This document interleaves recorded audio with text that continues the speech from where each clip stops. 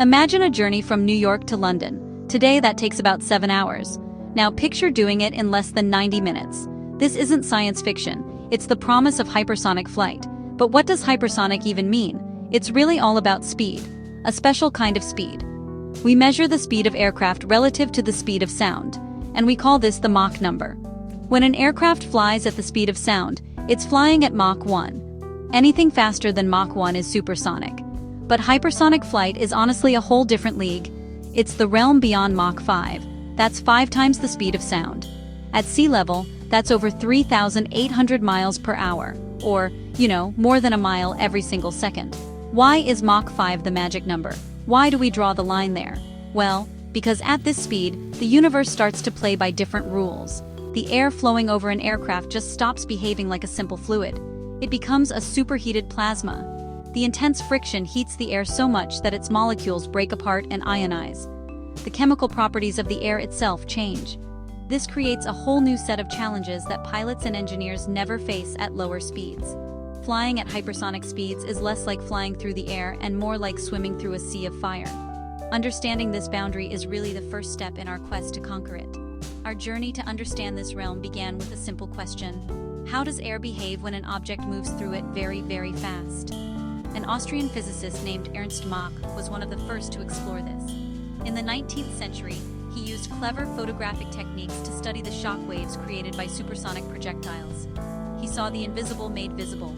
These cone-shaped disturbances, now called Mach cones, are the signatures of an object breaking the sound barrier. His work gave us the concept of the Mach number, a fundamental tool we still use today to describe speeds beyond what our ears can perceive. Mach didn't build a hypersonic jet, but he gave us the language to describe one. This quest for speed is woven into the fabric of human history. We have always wanted to go faster, to shrink our world, and to reach for the stars. From the first person to ride a horse to the engineers designing spacecraft, the impulse is the same. Hypersonic flight is the next great leap in that journey.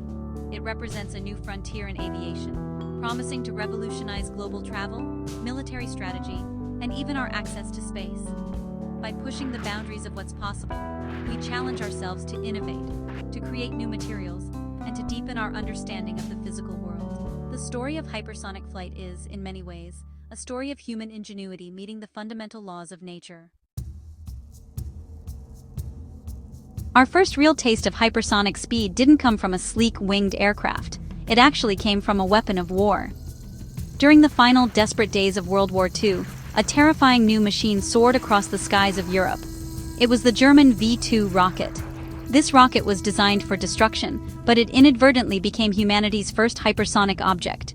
As it arched through the upper atmosphere on its way to its target, parts of its trajectory reached speeds of over Mach 5. The V-2 was a primitive machine by today's standards, but it was a profound first step. It proved that an object built by human hands could indeed travel at such incredible velocities. The V-2 rocket was the brainchild of a team of brilliant engineers led by Wernher von Braun. Their goal was to build a long-range ballistic missile. They had to solve immense problems. They needed a powerful liquid-fueled engine, a guidance system to steer it, and a structure that could survive the extreme forces of launch and flight. When the V-2 was launched, it climbed to the edge of space, more than 50 miles high, before plummeting back to Earth. During its descent, it tore through the thin upper atmosphere at hypersonic speeds. No one could hear it coming because it traveled much faster than the sound it created. It was a silent harbinger of a new age of speed. After the war ended, the knowledge and the engineers behind the V-2 were scattered. The United States and the Soviet Union scrambled to capture this German rocket technology. This marked the beginning of a new era. The secrets of the V-2 became the foundation for the space race and the Cold War arms race. American and Soviet scientists studied the captured rockets intensely. They took them apart, figured out how they worked, and started building their own improved versions. The V-2 was no longer just a weapon, it was a textbook. It taught the world's superpowers the basic lessons of rocketry and high-speed flight, setting the stage for decades of competition. This early history shows us that great technological leaps often arise from unexpected places. A weapon designed for war gave us our first glimpse into the hypersonic realm. It was a violent and tragic beginning, but the knowledge gained was undeniable. The V-2 demonstrated that the sound barrier was not the final frontier. It showed that with enough power, we could push past Mach 1, past Mach 2, and enter a new domain of flight where the rules were still unwritten. The challenge was now clear. Could we learn to control this incredible power? Could we build a vehicle not just to fall at hypersonic speeds, but to fly? The Cold War was a time of intense rivalry. The United States and the Soviet Union competed for supremacy in the skies and in space. This competition fueled a golden age of aerospace innovation. Out in the dry lakebeds of the California desert, a new kind of aircraft was born: the X-plane. These were experimental vehicles, built not for combat or transportation, but for one purpose alone: to fly faster and higher than ever before. They were rocket-powered needles, designed to push the very limits of the anechoic chamber we call the sky. The most legendary of them all was the North American X-15. It was a machine built to touch the edge of space. The X-15 was a remarkable piece of engineering.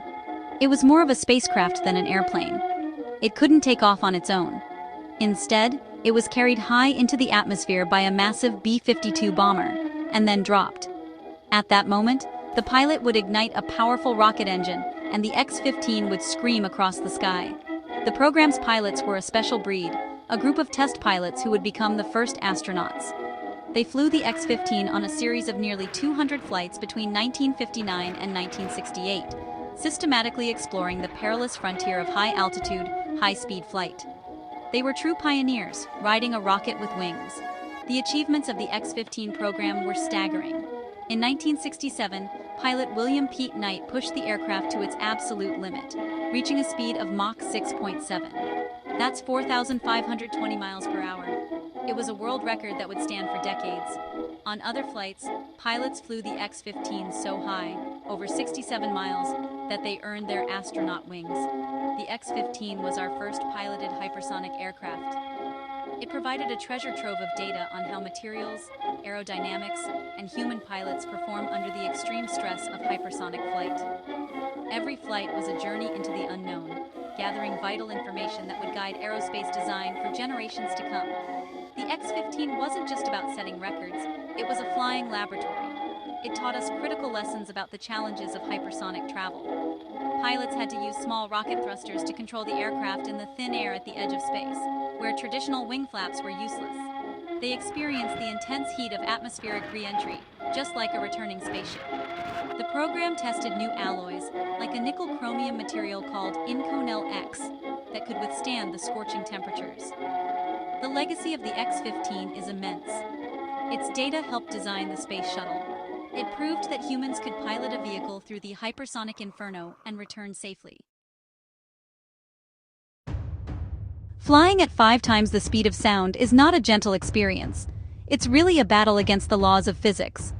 3 colossal challenges have stood in the way of routine hypersonic flight: heat, control, and propulsion. The first and most formidable of these is the heat. As a hypersonic vehicle plows through the atmosphere, it compresses the air in front of it so violently that temperatures can soar. The leading edges of the wings and the nose cone can reach thousands of degrees Celsius, hot enough to melt steel. We call this phenomenon aerodynamic heating.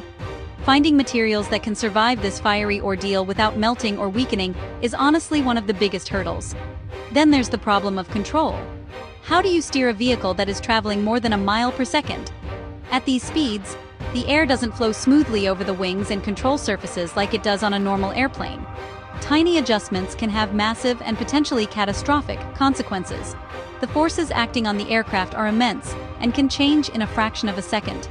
Furthermore, at very high altitudes where the air is thin, traditional aerodynamic surfaces like ailerons and rudders become ineffective.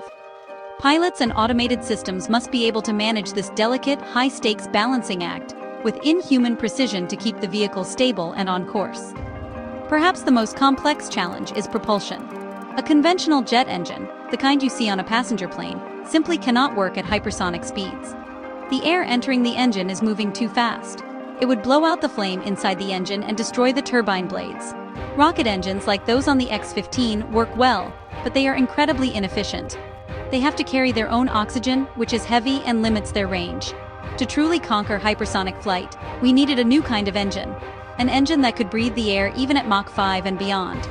This quest for a revolutionary engine became the holy grail for hypersonic researchers. These 3 challenges, heat, control, and propulsion, are all interconnected. The shape of the vehicle affects both the heat it generates and how it can be controlled. The type of engine used dictates the vehicle's design and the temperatures it must endure. Solving one problem often makes another one harder. For decades, these obstacles seemed insurmountable, confining hypersonic flight to brief, experimental rocket-powered dashes. Progress was slow and often dangerous. It would take breakthroughs in entirely new fields, from materials science to computer science, before we could begin to tame the hypersonic beast and dream of harnessing its power for sustained flight. For decades, the dream of a true air-breathing hypersonic aircraft seemed stuck. Rockets were powerful, but had short legs. Jet engines couldn't handle the speed. The answer, it turned out, was an engine with no moving parts. An engine of elegant simplicity and mind-bending complexity. The scramjet. The name stands for supersonic combustion ramjet. Think of a regular jet engine as a tube. Air comes in the front, is compressed by spinning blades, mixed with fuel, and ignited. A ramjet is simpler. It uses its own forward speed to ram air in and compress it. No blades needed. But even a ramjet has to slow the air to subsonic speeds for combustion. A scramjet is the next evolution. It's designed to work at hypersonic speeds, where slowing the air down would create impossible amounts of heat and drag. Instead, a scramjet does the seemingly impossible. It keeps the airflow supersonic throughout the entire engine. Air screams into the inlet at Mach 5 or faster, is compressed slightly by the engine's geometry, has fuel injected into it, and is ignited, all in a few milliseconds. It's like trying to light a match and keep it lit in the middle of a hurricane. The engineering to make this happen is, honestly, breathtaking. The engine itself must be flawlessly shaped to manage the shockwaves and pressures inside. The journey to a working scramjet was long and difficult. Early tests in the 1990s were often failures. But with the dawn of the 21st century, and powered by massive leaps in computer modeling, things began to change. Scientists could now simulate the chaotic flow of air inside a scramjet engine with incredible accuracy. This allowed them to refine their designs on a computer before ever building a physical model. Alongside this, new heat-resistant materials, like carbon-carbon composites and ceramic matrix composites, were developed. These materials, born from the Space Shuttle program, could withstand the infernal temperatures inside a running scramjet engine, making sustained operation a real possibility. The breakthrough came with NASA's X-43A program. In 2004, this small, unpiloted vehicle made history. Dropped from a B-52 and boosted to speed by a rocket, the X-43A scramjet engine ignited and operated for about 11 seconds, accelerating the vehicle to a staggering Mach 9.6. It was the first time a scramjet had ever produced more thrust than its own drag, proving that air-breathing hypersonic flight was possible. This success was followed by the U.S. Air Force's X-51A Wave Rider program. In 2013, the X-51 flew for over 3.5 minutes under its own scramjet power, reaching Mach 5.1. These were not just records, they were revolutions. They opened the door to a future of sustained hypersonic flight. The successes of the X-43 and X-51 did not go unnoticed. They signaled to the world that hypersonic technology was maturing from a scientific curiosity into a practical reality. This has sparked a new global race, reminiscent of the Cold War's space race, but this time focused on mastering speed within our own atmosphere. The United States, Russia, and China are now the leading players in a high-stakes competition to develop and deploy hypersonic systems. The primary driver for this race is military advantage.